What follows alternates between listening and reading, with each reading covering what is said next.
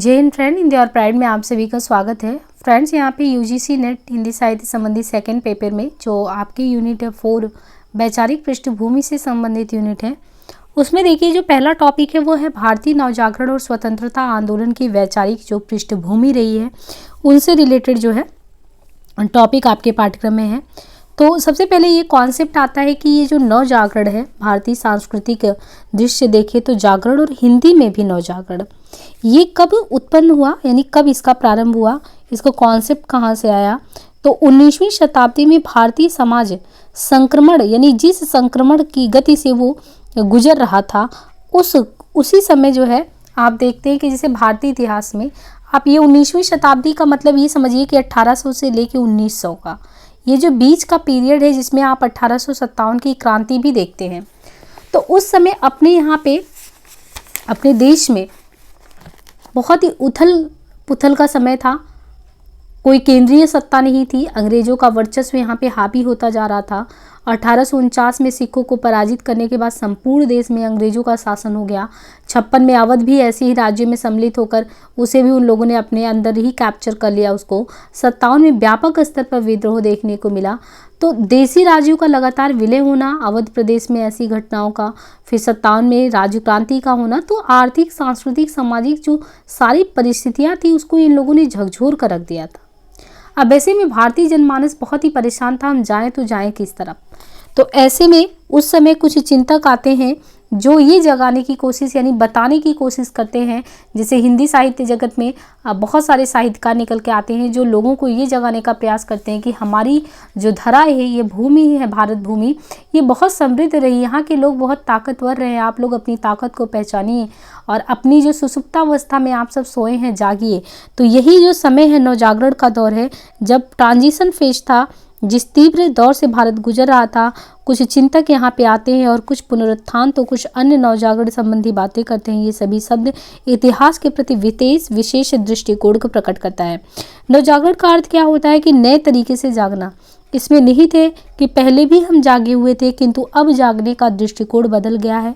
ये व्याख्या मध्यकाल के इतिहास को इस्लाम व हिंदुत्व की टकराहट नहीं मानती और ना ही उसे अंधकार या पतन का काल मानती है। डॉक्टर रामविलास शर्मा इत्यादि चिंतकों ने 19वीं शताब्दी के सुधार आंदोलन की व्याख्या हेतु इसी शब्द को उचित माना कि हमें यही कहना चाहिए। नवजागरण एक विशेष प्रकार के सांस्कृतिक संक्रमण का दौर है जिसमें कोई समाज किसी अन्य संस्कृति से टकराकर नए दृष्टिकोण से जीने का प्रयास करता है। जिन देशों के पास गौरवमय अतीत है उनमें अतीत की स्मृतियां भी नवजागरण का महत्वपूर्ण हिस्सा बनती हैं। शेष समाजों में अन्य संस्कृतियों से परिचित होना और उनकी तुलना में अपना मूल्यांकन करना, ये भी नवजागरण है। डॉक्टर रामस्वरूप चतुर्वेदी के शब्दों में कहे तो यही बात, नवजागरण दो संस्कृतियों के टकराहट से उत्पन्न रचनात्मक ऊर्जा का समय है और इस ऊर्जा के प्रभाव स्वरूप दोनों संस्कृतियां एक दूसरे की अच्छाइयां ग्रहण करना चाहती हैं और अपनी बुराइयां छोड़ना चाहती हैं। यही संपूर्ण सांस्कृतिक प्रक्रिया समाज के इतिहास में नवजागरण कहलाता है। भारतीय समाज के इतिहास में ऐसे दो जागरण सर्वाधिक महत्वपूर्ण रहे हैं। पहला जागरण है मध्यकाल से जुड़ा हुआ, जब भारत में इस्लाम का आगमन हुआ। इस्लामी संस्कृति समता मूलक किंतु कट्टर धार्मिक विचारों पर आधारित थी, जबकि भारतीय संस्कृति धार्मिक लचीलेपन किंतु विषमता मूलक सामाजिक संरचना पर आधारित थी। इन दोनों की टकराहट से भक्तिकालीन जागरण हुआ और सामासिक संस्कृति उद्भूत हुई। संस्कृतियां पहले टकराती हैं, फिर तटस्थ होती हैं और अंत में धीरे धीरे ये परिचित होकर परस्पर घुल मिल जाती हैं। घुलने मिलने का यही स्तर सामासिक संस्कृति को जन्म देता है। दूसरा नवजागरण 19वीं शताब्दी से जुड़ा है, जहां पश्चिमी यूरोपीय संस्कृति की टकराहट भारतीय संस्कृति से हुई। अंग्रेजों की व्यापारिक गतिविधियों के जरिए भारत ब्रिटेन का उपनिवेश बनता चला गया। मुगलों के पराभव ने भारत की राजनीतिक परिस्थितियों को कमजोर कर दिया, जिसका लाभ अंग्रेजों ने उठाया। मुगल, मराठा व सिख आदि सत्ताओं के पराजय से देश का बड़ा हिस्सा ब्रिटेन का गुलाम बनता चला गया। अंग्रेजों की नीतियों तथा ईसाई धर्म प्रचार को अप्राच्य संस्कृति की है समझने वाले अधिकारी आदि ने भारतीयों के सांस्कृतिक गौरव को आघात पहुंचाया।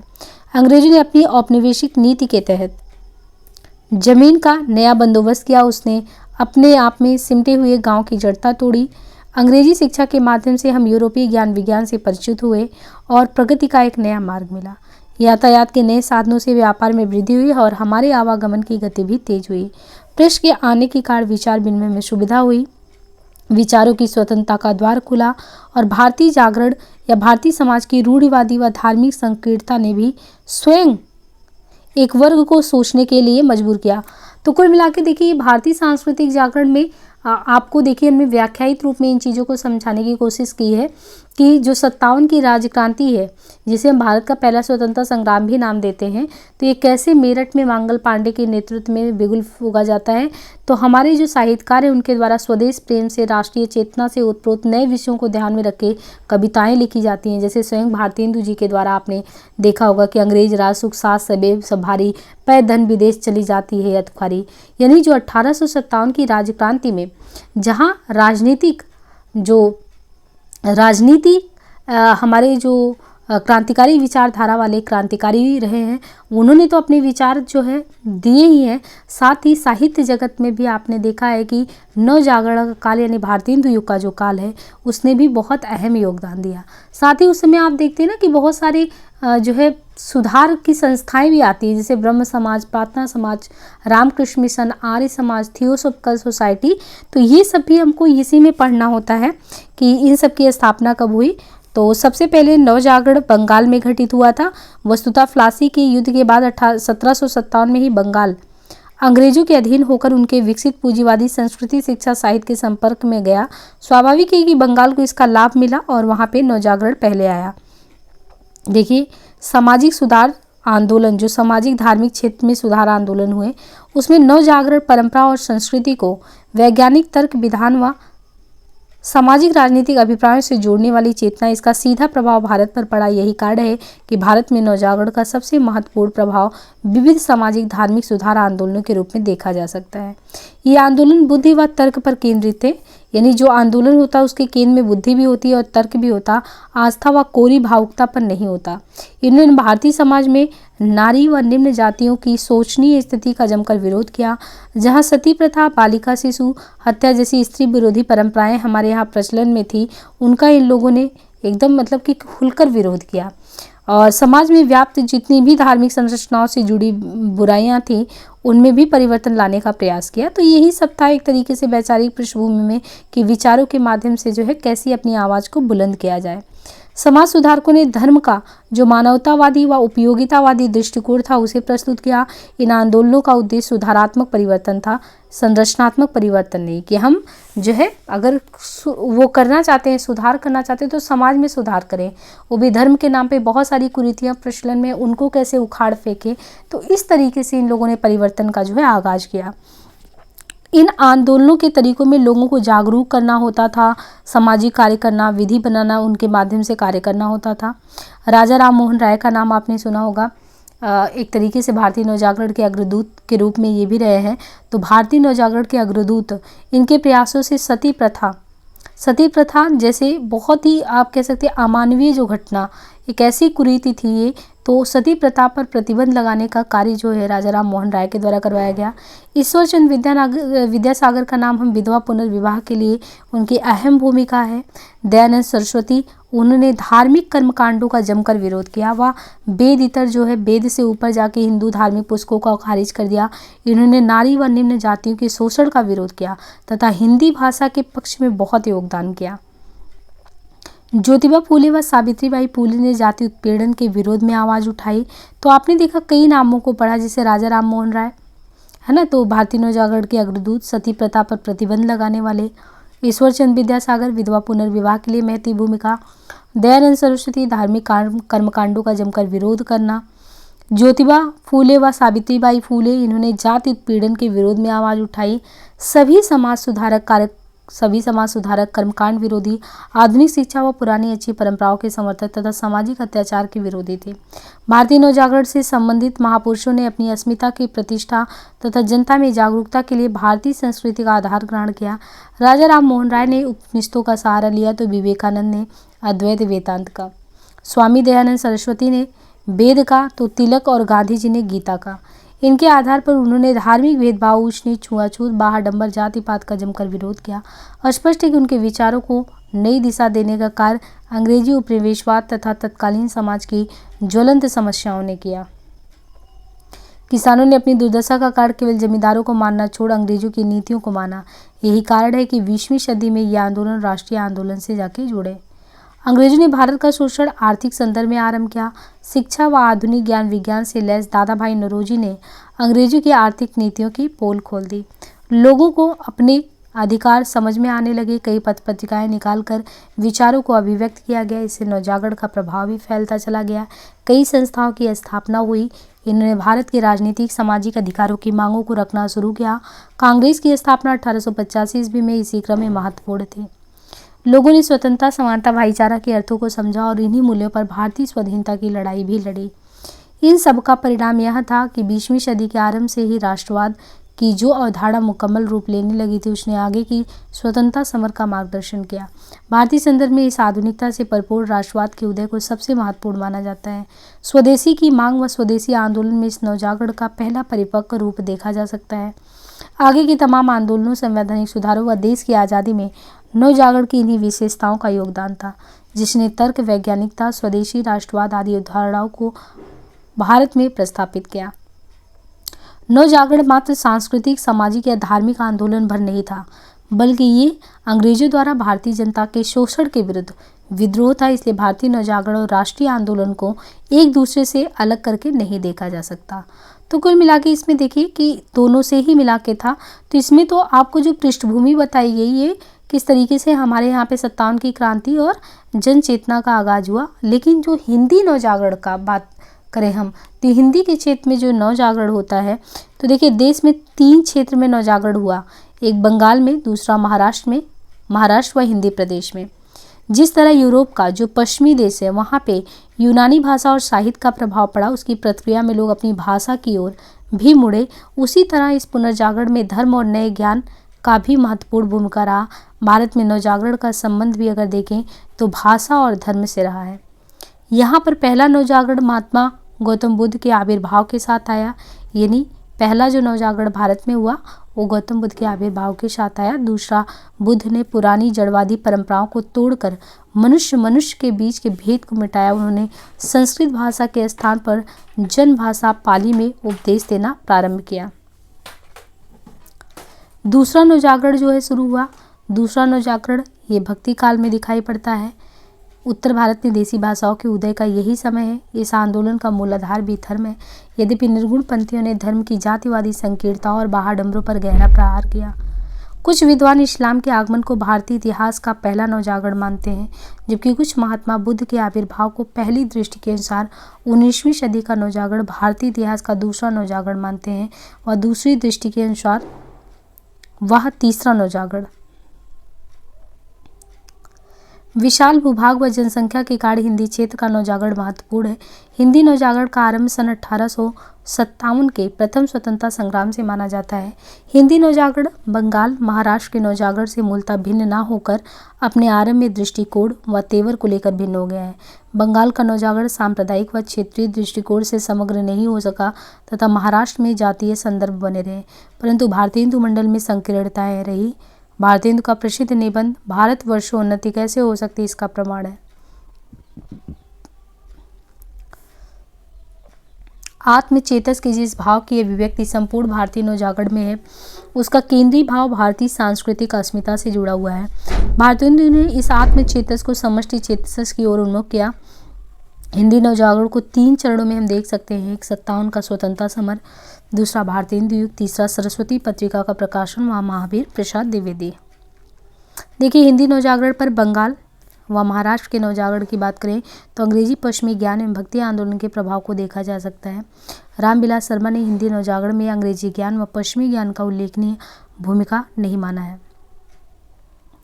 हिंदी जाति की अवधारणा मीर, भारतीय हिंदू, doctor Iqbal, Dhirendra Verma, Suniti Chatterji, Frederic Pincott आदि के चिंतन में हिंदी जाति की अवधारणा किसी न किसी रूप में मौजूद रही। रामविलास शर्मा ने पहली बार इस अवधारणा को एक व्यवस्थित आकार दिया। उन्होंने भारत को बहुजातीय राष्ट्र बताते हुए हिंदी भाषियों को भी बांग्ला, तमिल, मराठी आदि जातियों की तरह एक जाति माना। उन्होंने लिखा, इस बहुजातीय राष्ट्र में एक जाति हिंदी भी है। इसके मजबूत हुए बिना बहुजातीय राष्ट्रीयता सुदृढ़ नहीं हो सकती। उनकी महत्वपूर्ण स्थापना है कि हिंदी का जातीय विकास 13वीं 14वीं सदी में खुसरो के खालिस खड़ी बोली की रचनाओं से शुरू हो जाता है। उन्होंने हिंदी नवजागरण आधुनिक काल के 2 हिस्से किए, एक को लोक जागरण कहा और दूसरे को नवजागरण। पहला चरण जातीय निर्माण का आंदोलन था, यह दौर व्यापारिक पूंजीवाद का था। भक्ति आंदोलन का काव्य जो है उसको लोक जागरण का ही काव्य कहते हैं। रामविलास शर्मा जी के अनुसार भारतेंदु हरिश्चंद्र से जो नवजागरण शुरू होता है वह नई परिस्थितियों में पुराने लोक जागरण का ही एक विकसित रूप है। रामविलास शर्मा ने महावीर प्रसाद द्विवेदी और हिंदी नवजागरण में सर्वप्रथम नवजागरण शब्द का प्रयोग किया था। देखिए, शर्मा जी ने महावीर प्रसाद द्विवेदी और हिंदी नवजागरण में सबसे पहले नवजागरण शब्द का प्रयोग किया तथा 57 के स्वाधीनता संग्राम से नवजागरण की शुरुआत मानी जाती है। 57 का स्वाधीनता संग्राम मुख्यतः हिंदी प्रदेश में लड़ा गया, इसलिए हिंदी नवजागरण कहा गया। ये संग्राम हिंदू और मुसलमानों ने मिलकर लड़ा था। ये संग्राम हमारा जातीय संग्राम है और भारत का पहला। हिंदी नवजागरण की समस्याएं क्या है? एक समय के बाद सांप्रदायिकता की समस्या इसमें आई। इसका कारण क्या था? अंग्रेजों की मुस्लिम तुष्टिकरण की नीति। 1909 ईस्वी में पृथक निर्वाचन मंडल का प्रावधान इसका प्रमाण है। हिंदी उर्दू विवाद ने न केवल भाषा में खाइयां पैदा की बल्कि भाषा की समस्या को धर्म से जोड़कर सांप्रदायिकता को भी बढ़ाया है। बहुभाषी देश में राष्ट्रभाषा के सवाल के कारण भी हिंदी नवजागरण प्रतिकूल रूप से प्रभावित हुआ। 19वीं शताब्दी का नवजागरण हिंदी साहित्य के इतिहास का दूसरा जागरण है, जिसमें एक और भारतीय सामाजिक संस्कृति है तो दूसरी ओर पाश्चात्य। इस समय भारतीय संस्कृति आध्यात्म प्रधान व मध्यकालीन दौर से गुजर रही थी, जबकि पाश्चात्य संस्कृति वैज्ञानिक तथा मशीनी क्रांति के आधार पर भौतिकवाद तथा पूंजीवाद का प्रतिनिधित्व कर रही थी। उसका आध्यात्मिक पक्ष तुलनात्मक रूप से कमजोर था। उसके पास वैज्ञानिक तार्किक शिक्षा थी, अलौकिक मानसिकता थी, समानता, स्वतंत्रता, न्याय व बंधुत्व थे। साहित्य में नवजागरण की अभिव्यक्ति कब होती है? किसी साहित्य में नवजागरण की चेतना कुछ विशेष रूप में दिखाई पड़ती है। पहला तो ये है कि आत्ममूल्यांकन का भाव ये नवजागरण का केंद्रीय भाव है, क्योंकि दूसरी संस्कृति से परिचित होने पर समाज उसकी तुलना में आत्ममूल्यांकन करता है। इसके साथ साथ आत्म आलोचना तथा परिष्कार जैसी मानसिकता भी नवजागरण में अनिवार्यता पनपती है। तो यही होता है कि लोग अपनी कमियों को पहचान कर उस पर चोट करते हैं, कुछ नई सीखते हैं, तो ये चीज़ हुआ। दूसरा, अपने अतीत के प्रति जो रोमानी बोध था उसको भी नवजागरण में समानता दिखाई देता है, क्योंकि समाज को रचनात्मक प्रेरणा देने के लिए ऐतिहासिक या मिथकीय प्रसंग बेहद कारगर होते हैं। यहाँ इतिहास तटस्थ रूप में नहीं होता बल्कि एक आदर्श तथा रोमानियत भरे रूप में होता है। जो संस्कृति हमारे समक्ष उपस्थित है उसके सकारात्मक तत्वों को ग्रहण करने की चेतना नवजागरण में काफ़ी प्रमुख होती है। तो यहाँ पे देखिए कुछ बिंदुओं पे इस तरीके से बताया गया कि जो भारतीय नवजागरण अगर देखें हमारे हिंदी साहित्य में, तो हिंदी साहित्य में बता रहे हैं कि अपने अतीत के प्रति कैसे रोमानी बोध प्लस हमारी जो संस्कृति है हमारे सामने जो उपस्थित है उनमें सकारात्मक जो तत्व हैं उनको ग्रहण करना, वो नवचेतना है। और 19वीं सदी के नवजागरण में जो यूरोपीय संस्कृति है कि उनके जिन तत्वों का प्रभाव दिखता है, चाहे वो वैज्ञानिक तार्किक शिक्षा हो, आधुनिक वही लौकिक दृष्टिकोण हो, समानता, स्वतंत्रता, न्याय, बंधुक, ये सभी जो लेने लायक है उसको जो है इन्होंने आत्मसात किया। एक आता है कि अपने यहाँ जो खड़ी बोली आया, वर्तमान में खड़ी बोली, उस खड़ी बोली के पीछे का राज कहाँ है, कहाँ से वो यात्रा शुरू करता है। पहले तो हमारे यहाँ पे पाली था, फिर प्रकृत था, भ्रंश था, तो कैसे कैसे खड़ी का जो खड़ी बोली का आगमन होता है। तो देखिए 19वीं सदी के पहले से ही खड़ी बोली की रचनाएं मिलना शुरू हो जाती हैं। इसके बाद ये जो फोर्ट विलियम कॉलेज 1800 में यह स्थापित होता है, इसने अपनी बहुत ही अहम भूमिका इसमें निभाई। 1803 की बात है, इसमें लल्लू लाल की एक रचना है प्रेम सागर। तो 1803 में लिखी गई लल्लू लाल की रचना प्रेम सागर और सदल मिश्र की रचना चंद्रावती या नासिकोपख्यान, ये खड़ी बोली की पहली रचना है जो फोर्ट विलियम कॉलेज में लिखी गई थी। फोर्ट विलियम कॉलेज के बाहर मुंशी सदासुख लाल नियाज व इंसा अल्लाह खां का नाम भी गद्य लेखकों में आता है। देखिए खड़ी बोली जो है गद्य परंपरा में इनसे पहले एक चंद छंद वर्णन की महिमा गंग कवि के द्वारा, भाषा योग वशिष्ठ राम प्रसाद निरंजनी के द्वारा व पद्म पुराण वर्षिणी का दौलत राम का भी नाम आता है, लेकिन इनकी प्रामाणिकता के बारे में संदेह है। तो ऐसा नहीं कह सकते कि सिर्फ जो फोर्ट विलियम स्थापित होने से पहले खड़ी बोली में नहीं था। खड़ी बोली में भाषा योग वशिष्ठ, चंद छंद वर्णन की महिमा, राम प्रसाद निरंजनी, पद्म पुराण वर्षिणी का, इन सब में भी था, लेकिन वो पूर्ण रूप में नहीं कह सकते। अब एक रचना आती है सदासुख लाल की रचना सुख सागर। सदासुख लाल की रचना सुख सागर के आधार पर भी शुक्ल जी ने उनकी भाषा की प्रशंसा की, हालांकि कुछ विद्वानों को इस रचना की प्रामाणिकता के बारे में भी संदेह है। इसके बाद इंसा अल्लाह खां की रानी केतकी की कहानी उदयभान चरित के नाम से भी जानते हैं। तो शुक्ल जी ने इसकी भाषा को चारों लोकों में सबसे ज़्यादा चटकीला मटकीला और मुहावरेदार कहा। तो इस तरीके से ये कुछ यात्रा रहा है हिंदी को लेके। बाकी देखिए इतनी आसानी से खड़ी बोली या जो हमारी भारतीय भाषा हिंदी को एक्सेप्टेंस नहीं मिला, अदालती भाषा को लेकर भी संघर्ष रहा। जिसे 1836 में एक आदेश के बाद अदालतों में देसी भाषा का प्रयोग जब हुआ 36 के बाद, तो उत्तर प्रदेश में भी फारसी के साथ नागरी लिपि का शुरुआत हो गया। लेकिन सांप्रदायिक दुराग्रह के कारण 1837 यानी 1 साल ही बाद उर्दू पूरे प्रांत की अदालती भाषा बन गई। हिंदी उर्दू को लेकर अंग्रेजों के भी 2 दल बटे थे। सर सैयद अहमद खान ने इस पूरे विवाद को सांप्रदायिक रंग दे दिया। उनका समर्थन गारसाद तासी ने भी कर दिया। तासी ने खुलकर उर्दू का पक्ष लिया तथा हिंदी का विरोध किया। तो एक कठिन समय था उस समय, और राजा शिव प्रसाद सितारी ने हिंदी व नागरी के पक्ष में अविस्मरणीय भूमिका निभाई। सन 1868 में उन्होंने फारसी लिपि के विरोध में सरकार को एक मेमोरेंडम भेजा। तो भाषा को लेकर कितना ज़्यादा एक विवाद था उस समय। शिव प्रसाद जी ने शिष्ट हिंदी में कई ग्रंथों की रचना की। हालांकि बाद में बार भी फारसी से लदी हुई उर्दू की ओर ज़्यादा झुक गए। शिव प्रसाद के बदले दृष्टिकोण व उनके उर्दू प्रधान अखबार था बनारस अखबार, उसके विरोध में राजा लक्ष्मण आते हैं। वो थोड़ा संस्कृत की तरफ ज़्यादा झुके होते हैं। तो वो अभिज्ञान शाकुंतलम का 1862 में विशुद्ध हिंदी में अनुवाद करते हैं। पंजाब से इसी समय अगर देखिए तो नवीन चंद्र राय जो हिंदी में ब्रह्म समाज का प्रचार कर रहे होते हैं। दयानंद सरस्वती आर्य समाज का जो प्रचार प्रसार सब कुछ करते हैं वो भी हिंदी से ही करते हैं। 1881 में बिहार में भी हिंदी प्रचार की आज्ञा मिलती है। और बेलारी के जिलाधीश जॉर्ज कैम्पबेल ने गवर्नर थॉमस मुनरो को पत्र लिखकर उर्दू को हटाने की मांग की। इस सब के बाद फारसी लिपि को हटा दिया गया और 1893 में नागरी प्रचारी सभा की स्थापना हुई और मालवीय ने नागरी लिपि के पक्ष में अंग्रेजी में पुस्तक भी लिखी। तो इतना आसान नहीं था खड़ी बोली हिंदी का और उसका समर्थन करना। और वैसे भी साहित्य में अगर देखें तो एक भाषा के रूप में जब खड़ी बोली आया तो ये 1900 का समय है नागरी लिपि की अदालतों में जो है एंट्री मिलने का। इसी बीच भारतीय हिंदी युग में खड़ी बोली गद्य की विपुल मात्रा में सृजन हुआ। बहुत सारी रचनाएं आई इनकी। और सन 1884 में भारतीय हिंदू जी ने संसार में जो भी बड़ी बड़ी घटनाएं हुई उनका समय निर्णय करने के लिए कालचक्र तैयार किया। और यह ऐतिहासिक घटनाओं के कालांकन की सूची भारतीय हिंदू जी ने इसमें नोट किया। हिंदी नए चाल में ढली सन 1873 ईस्वी में। ज्ञातव्य है कि 1873 में ही हरिश्चंद्र मैगजीन भी इनका निकला था। इसके बाद 1900 में सरस्वती पत्रिका शुरू हुआ महावीर जी का, जो कि खड़ी बोली को मानक रूप दे दिया। और सन 1910 में हिंदी साहित्य सम्मेलन प्रयाग की स्थापना हुई। इसके बाद खड़ी बोली स्वतंत्रता संग्राम की भाषा भी बनी तथा स्वतंत्रता के बाद भी भारत की राजभाषा कहें तो हिंदी ही बनी रही। अब इसमें देखिए एक अहम योगदान निभाने वाला था फोर्ट विलियम कॉलेज। यहाँ से भी कभी क्वेश्चन बहुत आता है, इसको स्थापित किसने किया, क्या करने का लक्ष्य था, कितने लोग थे इसमें। तो फोर्ट विलियम कॉलेज जो है 10 जुलाई 1800 को इसका जो स्थापना का समय है ये 10 जुलाई 1800 ईस्वी में कोलकाता में गवर्नर जनरल लॉर्ड वेलेस्ली ने युवा सिविल सेवकों को प्रशिक्षित करने के लिए, ये वेलेस्ली जो था ये युवा जो सिविल सेवक थे उनको प्रशिक्षित करने के लिए, तथा वेलेस्ली का मानना ये था कि सिविल सेवकों को स्थानीय भाषा संस्कृति आदि का ज्ञान होना चाहिए। यहाँ हिंदी, मराठी, गुजराती, तमिल आदि देसी भाषाओं में पुस्तकें अनुदित होती थी। हिंदी हिंदुस्तानी विभाग के अध्यक्ष थे जॉन गिलक्राइस्ट। उर्दू तथा भाका हिंदवी के लिए अलग मुंशी नियुक्त हुए। भाका मुंशियों के रूप में लल्लू लाल व सदल मिश्र की नियुक्ति हुई। लल्लू लाल की प्रेम सागर व सदल मिश्र के नासिकोपख्यान इस क्रम में प्रसिद्ध हुआ।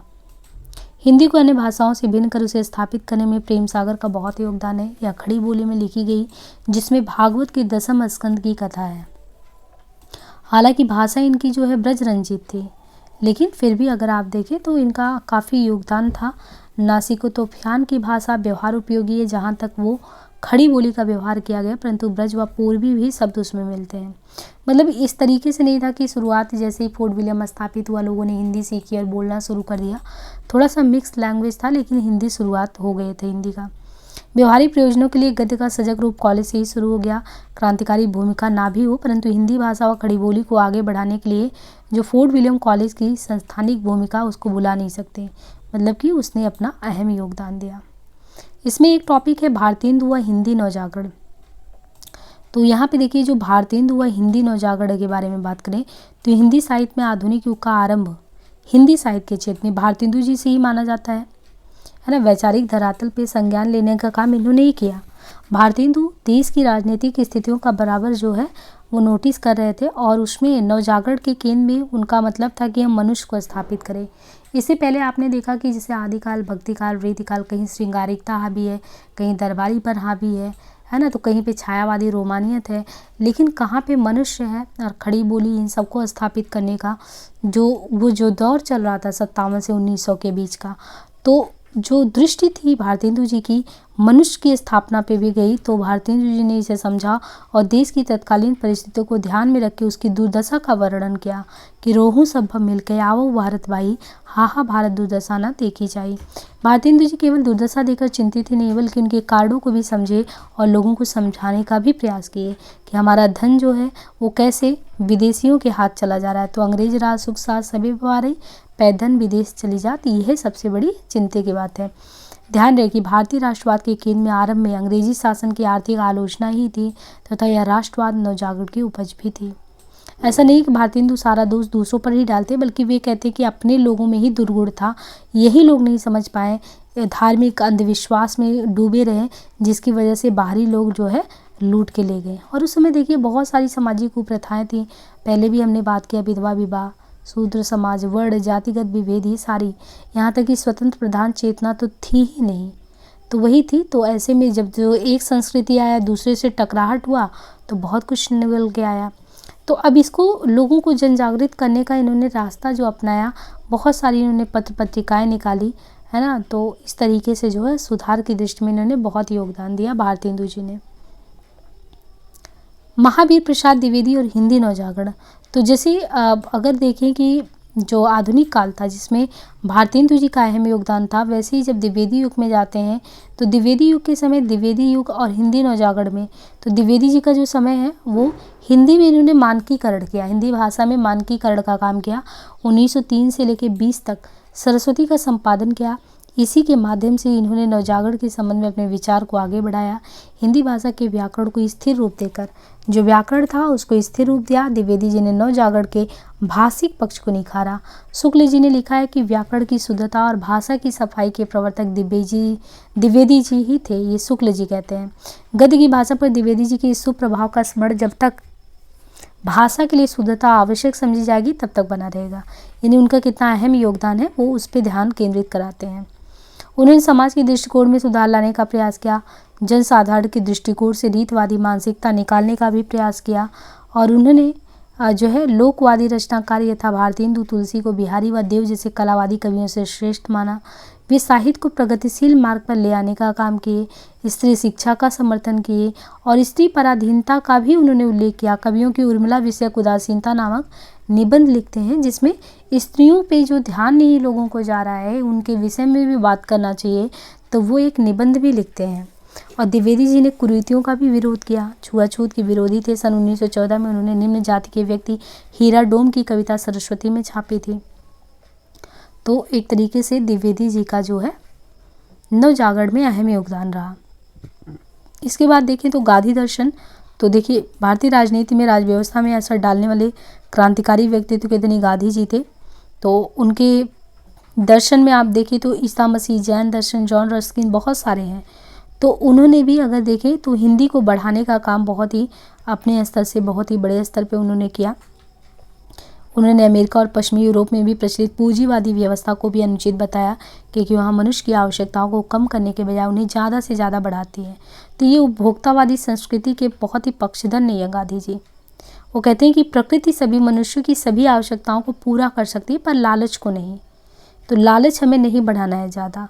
वे जो इंडस्ट्रियल सिस्टम था उसका भी समर्थन नहीं करते क्योंकि भारत जैसे देश में अगर इंडस्ट्रियल सिस्टम होगा तो यानी एम्प्लॉयमेंट जनरेट होगा तो लोगों को पेट भरने की रोटी तक नहीं मिलेगी। वो सेंट्रलाइजेशन प्रवृत्ति को बढ़ाती है। उन्होंने तकनीक को ज़्यादा महत्व दिए जाने का भी विरोध किया। उनका मतलब है कि जिसके लिए मनुष्य बना है उसको कम से कम उसका अधिकार तो मिले। राजनीतिक विचारों में जो गांधी जी के हैं, तो राजनीतिक व्यवस्था के स्तर पे गांधी जी सोवियत संघ की तानाशाही के भी विरोधी हैं और जर्मनी व इटली में जो नाजीवाद व फांसीवाद है, अधिनायकवाद है, उसके भी खिलाफ हैं वो। इंग्लैंड और अमेरिका में प्रचलित उदार लोकतंत्र लिबरल डेमोक्रेसी भी उन्हें अस्वीकार था, क्योंकि उसमें तो 51% लोगों के समर्थन के आधार पर 49% की आवाज़ दबाने की संभावना होती है। तो गांधी जी कौन सी व्यवस्था चाहते थे जिसमें समाज का सबसे कमज़ोर व्यक्ति, जो चिंतित व्यक्ति है, उसके साथ भी मिलकर कुछ नया रचा जाए। तो गांधी जी ऐसी राजनीतिक व्यवस्था चाहते थे जिसमें राज्य की शक्ति कम से कम हो। वे जानते थे कि हर व्यक्ति का स्वधर्म अलग होता है और उसे आत्मिक उन्नति के लिए स्वतंत्रता की जरूरत होती है। जब राज्य की शक्तियाँ बड़ी होंगी तो राज्य कुछ नियम थोपेगा और मनुष्य उसी में बंध के उसी नियम को फॉलो करता चला जाएगा। ये भी तो सही नहीं है। उनके अनुसार, उनकी दृष्टि में सबसे बेहतर अवस्था वो होगी जब राज्य या राजनीतिक ढांचे की ज़रूरत ही खत्म हो जाए और सभी लोग आपसी समझदारी से ही काम चला लें। इस विचारधारा को अराजकतावाद, एनार्किज्म भी कहा जाता है। और देखिए, एनार्किज्म पे ना कार्ल मार्क्स और गांधी जी एक ही बात पे सहमत होते हैं। कार्ल मार्क्स के विचारधारा को तो पढ़ा ही था। महात्मा गांधी जानते थे कि राज्य का निषेध करना बहुत आसान व व्यवहारिक नहीं है, इसलिए व्यवहारिक तौर पर उन्होंने ऐसे राज्य की वकालत की जो कम से कम शासन करता हो। और ये जो कम से कम शासन करता, उनका ये विचार कहाँ से आया था? अमेरिकी चिंतक हेनरी डेविड थोरो से आया था। गांधी जी एक ऐसी राजनीतिक संरचना चाहते थे जो अधिक से अधिक डिसेंट्रलाइज हो। लोकल सेल्फ गवर्नेंस उनकी दृष्टि में इसका सर्वश्रेष्ठ तरीका था। वे चाहते थे कि ग्रामीण पंचायतों को अधिक से अधिक शक्तियाँ मिलनी चाहिए। आर्थिक विचार, अर्थव्यवस्था के क्षेत्र में भी उनके विचार देखें तो इंडियन स्पिरिचुअल ट्रेडिशन और सोशलिस्ट वैल्यूज के समन्वय से बने हैं। वे इंडस्ट्रियल प्रोडक्शन सिस्टम के स्थान पर सेल्फ सफिशिएंट, गांव अगर है तो गांव भी स्वावलंबी है, वो प्रोडक्टिविटी जनरेट करें। गांधी जी मार्क्सवादियों की तरह निजी संपत्ति, जो प्राइवेट प्रॉपर्टी का विरोध नहीं करते और न ही उत्पादन के साधनों पर राज्य के स्वामित्व की वकालत, क्योंकि इन प्रक्रियाओं में न सिर्फ अत्यधिक हिंसा है बल्कि राज्य की शक्ति भी बहुत बढ़ जाएगी। उनका विश्वास था ना कि लोगों का जो है हृदय परिवर्तन होगा और उसी के अनुसार ट्रस्टीशिप का सिद्धांत बिल्ड होगा। इस सिद्धांत के मुताबिक जो पूंजीपति हैं उनको उनकी संपत्ति से वंचित तो नहीं कर सकते, किंतु उनका अपना दायित्व बनता है कि वे खुद को अपनी संपदा, वेल्थ का मालिक नहीं समझे बल्कि एक ट्रस्टी समझे।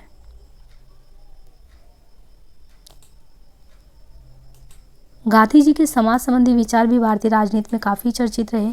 वे धर्म को ज़्यादा महत्व देते और धर्मनिरपेक्षता के विचार से असहमत थे।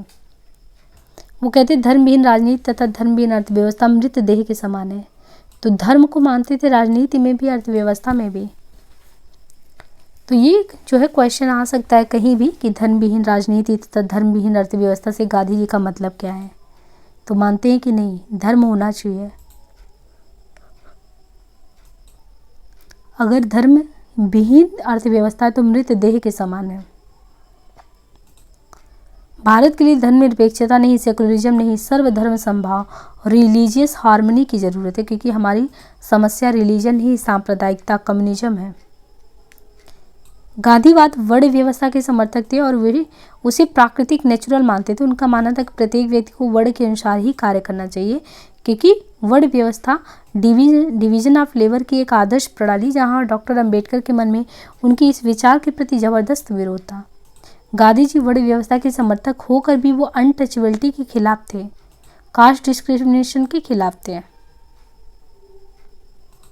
गांधी जी परिवार व्यवस्था के समर्थक थे और शिक्षा के क्षेत्र में बेसिक एजुकेशन जरूर मिलना चाहिए, वैल्यूज होनी चाहिए, नेशनल लैंग्वेज में होनी चाहिए, विदेशी में नहीं। इन सभी के पक्षधर थे। तो यहाँ पे जो संक्षेप में नवजागरण, भारतीय नवजागरण और महावीर प्रसाद द्विवेदी या नवजागरण भारतीय हिंदू के साथ ये जितने भी थे हॉलिस्टिक अप्रोच में ये जो कवर कर दिया है इसमें, तो वही क्वेश्चन की संस्थाओं वगैरह से पूछे जा सकते हैं, यहाँ पे विचार पूछे जा सकते हैं। बाकी हमने अम्बेडकरवाद, मार्क्सवाद, लोहिया का जो दर्शन है, इन सब पे, अस्तित्ववाद, इन सब पे बात की है। बाकी जो भी इसमें टॉपिक छूटा होगा उस पर भी बात कर लेंगे नेक्स्ट सेशन में। धन्यवाद।